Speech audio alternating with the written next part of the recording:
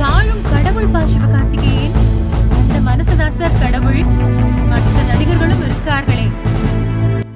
கோடிக்கணக்கில் சம்பாதிக்கும் பலரில் ஒரு சிலர் மட்டுமே தங்களது வருமானத்தில் குறிப்பிட்ட பகுதியை ஏழை எளிய மக்களுக்கும் உதவி கேட்டு வருவோருக்கும் ஒதுக்கி உதவுகிறார்கள். மற்றவர்களெல்லாம் கோடி கோடியாக சம்பாதிக்கும் நிலையிலும் மற்றவர்களுக்காக ஒரு ரூபாய் கூட உதவ முன்வராத கல் நெஞ்சம் கொண்டவர்களாகத்தான் இருக்கின்றனர். இது சினிமா துறையிலும் பொருந்தும். மாஸ்டர் ராகவா லாரன்ஸ் போல ஒரு சிலர் மட்டும்தான் உதவும் மனப்பான்மை கொண்டவர்களாக இருக்கின்றனர். கஷ்டப்படும் மக்களுக்கு ஓடிப்போய் உதவுகின்றனர். கடந்த 2018ஆம் ஆண்டில் புற்றுநோய் பாதிப்பால் நெல் ஜெயராமன் காலமானார். அவரது மறைவுக்கு பிறகு நடிகர் சிவகார்த்திகேயன் நெல் ஜெயராமன் குடும்பத்திற்கு 7 ஆண்டுகளாக செய்து வரும் உதவி இப்போது வெளிச்சத்திற்கு வந்திருக்கின்றது.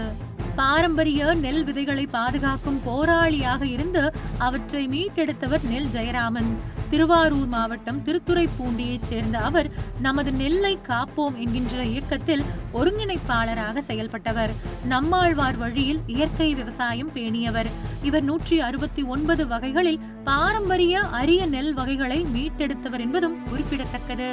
கடந்த 2017 மற்றும் 2018ஆம் ஆண்டுகளில் புற்றுநோயால் பாதிக்கப்பட்ட நெல் ஜெயராமன் மருத்துவமனையில் சேர்க்கப்பட்டார். அப்போது அவரது சிகிச்சை செலவுகளை நடிகர் சிவகார்த்திகேயன் தான் கவனித்துக் கொண்டார். அத்துடன் நெல் ஜெயராமனின் மகன் சீனிவாசனின் மொத்த படிப்பு செலவுகளையும் சிவகார்த்திகேயன் ஏற்றுக்கொண்டார். இந்த நிலையில் தொடர்ந்து 7 ஆண்டுகளாக சிவகார்த்திகேயன் சொன்ன சொல்லை காப்பாற்றி வருகிறார். இது குறித்து திரைப்பட இயக்குனர் ரா சரவணன் தனது எக்ஸ் தளத்தில் ஒரு பதிவை செய்துள்ளார். அந்த பதிவில் அவர் கூறியிருப்பதாவது: நெல் ஜெயராமன் அவர்கள் மறைந்த சமயத்தில் அவருடைய மகனின் படிப்பு செலவை ஏற்றுக்கொள்வதாக சிவகார்த்திகேயன் கூறினார்.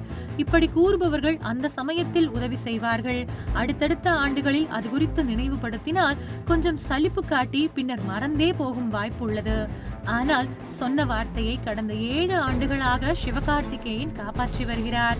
நெல் ஜெயராமன் மகன் சீனிவாசன் படிப்பு செலவை சிவகார்த்திகேயன் கவனித்து வருகிறார். அவர் பணம் கட்டுவதோடு தனது பொறுப்பு முடிந்துவிட்டது என்று இல்லாமல் தேர்வு சமயத்தில் போன் செய்து அக்கறையுடன் விசாரிப்பார், அன்பாக பேசுவார். சீனிவாசன் இந்த ஆண்டு கல்லூரி படிப்பில் அடியெடுத்து வைக்கிறார்.